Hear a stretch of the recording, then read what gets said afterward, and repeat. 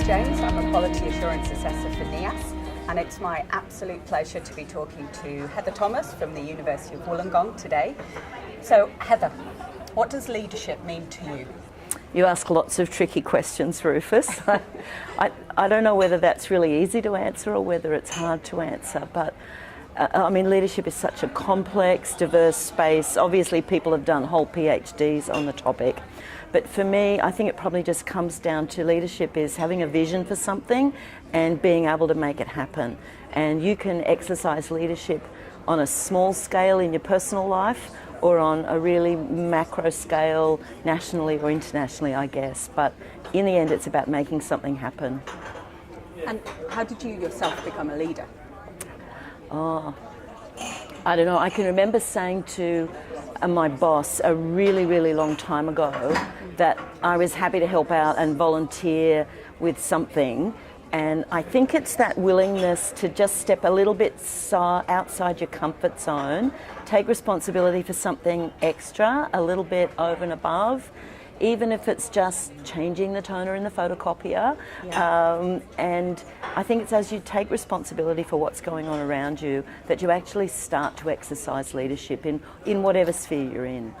Is there a particular piece of advice you'd give to a new leader? Don't worry about failing, have a go. You're never going to get it all right, and you're certainly never going to make everybody happy. A wise person I heard once say that 10% of the people will love you, 10% will hate you, but what you need to do is worry about the 80% in the middle and doing the very, very best for them. So in your opinion, who are the influences in ELT in ASEAN and Australia?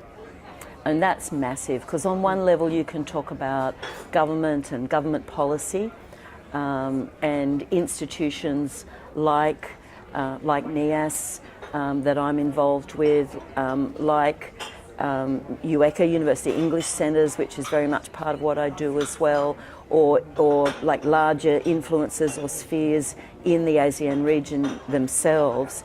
But I think in the end it has to come down to teachers and students. Because if you're talking about ELT, English language teaching, it's about students who want to learn language, and the most important influence there is going to be their teacher in their classroom. Yes. So I'm hoping that in the broader context, in the end, the most powerful influences are going to be teachers and students. And in your experience, what do these teachers and students have to say?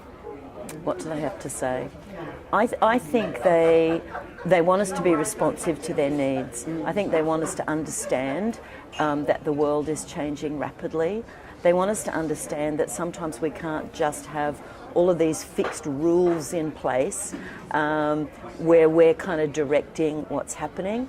I certainly think that they don't want like an old school colonialist kind of approach, that it's something that everybody's engaged in, and that every position has value and importance in the sector.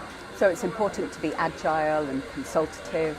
Absolutely, because you've got to, in the end, we don't have a sector if we're not meeting the needs of students and enhancing their life experience, bringing to them the kind of support they need with developing their English language skills.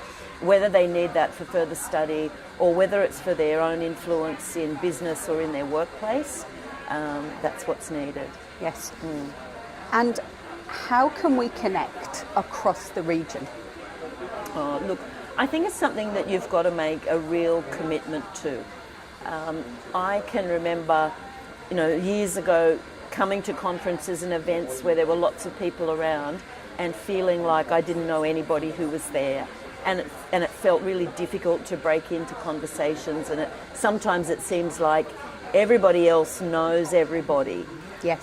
But the only way to break that down is to start to do something, start to change the toner, if you like, find a way that you can help out, get to know people, get involved. So you have to get very much outside of yourself, I think, if you're going to connect right across the sector. But of course it's not easy when you're talking about the whole of a big country like Australia or the ASEAN region and how we connect together. you can't always get on a plane every day. But hey, it's 2019. The technology is there for us to make connections with each other in just so much more readily. And the fact that we can use video conferencing and all of those kind of things to connect, I think makes the world a difference. But you know, whether it's a still image and it's something on LinkedIn or some other kind of social media where you just start to get a bit of a frame of reference for what's happening somewhere else, or whether it's a much more in-depth conversation held in person or held using some kind of technology. But you've got to step outside yourself. Yes. To make the effort to connect, I think, because there's a whole rich world of really amazing people out there that are going to enrich your own experience in life. So it sounds like you feel generally really optimistic about leadership in the industry. Oh, absolutely, absolutely. I think we're in really exciting days in the English language sector, both in Australia and in the ASEAN region. I think we're becoming much more recognised as an important sector that has got something to say, and that it's not just the end product, the higher education, the vocational education, the business opportunity, but the English language, the vehicle towards getting there, is being seen as increasingly important. Thank you so much, Heather, for coming and talking to us today. It's been a privilege to hear your insights, and all the best. Thank you so much. I really enjoyed chatting to you, as always, Rufus. It was really good. Thanks, Heather.